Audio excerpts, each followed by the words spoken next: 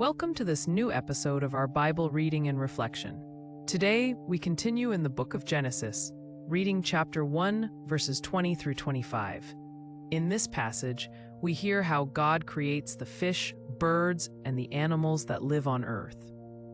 These verses describe the fifth and part of the sixth days of creation, showing us God's power and wisdom as He fills the earth with all kinds of living creatures. As we listen, let us think about the beauty and order God brought into the world.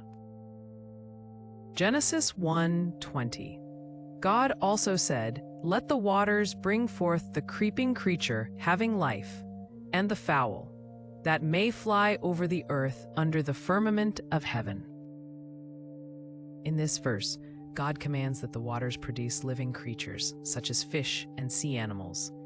He also creates the birds that fly in the sky.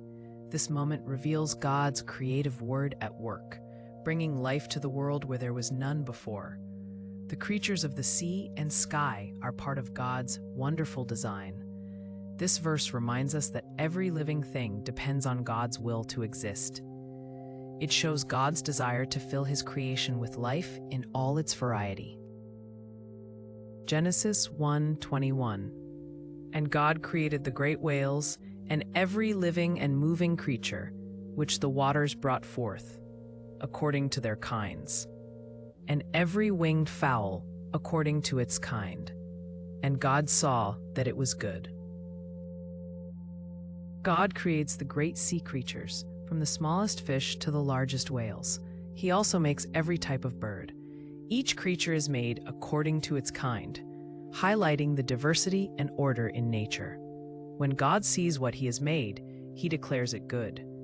This affirms the goodness of God's creation and His satisfaction with what He has made. We are reminded that God delights in every part of the natural world. Genesis 1:22.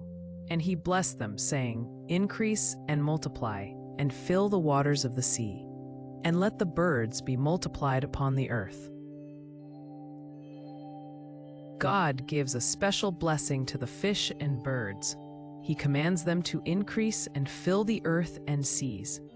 This blessing shows God's care for all creatures and His desire for creation to be full and thriving.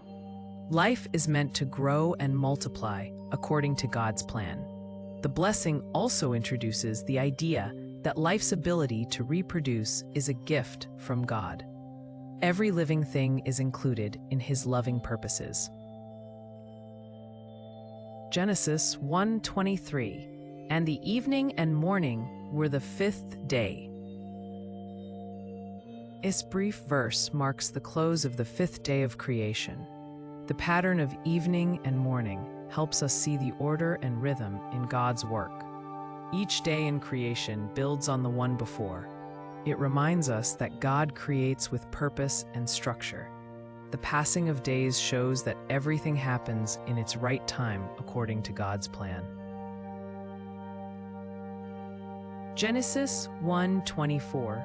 And God said, "Let the earth bring forth the living creature in its kind, cattle and creeping things, and beasts of the earth, according to their kinds."